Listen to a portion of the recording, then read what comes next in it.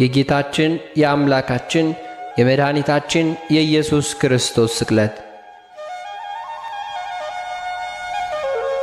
በዕለተ ዓርብ የሚነበብ ድርሳነ ማሕየዊ።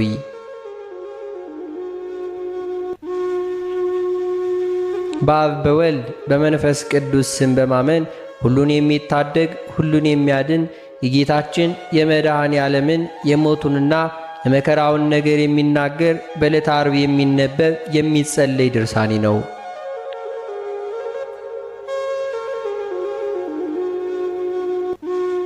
ጲላጦስም ይህን ነገር ሰምቶ ጌታችን ኢየሱስን ወደ ውጭ አስወጣው። በዕብራይስጥም ንጥፍ ደንጋይ በሚባሉ ሊቶስጥራ በሚባል በወንበር ላይ ሁሉ ተቀመጠ። 6 ሰዓት ሆኖ ነበርና ፋሲካቸውም አለፈባቸው።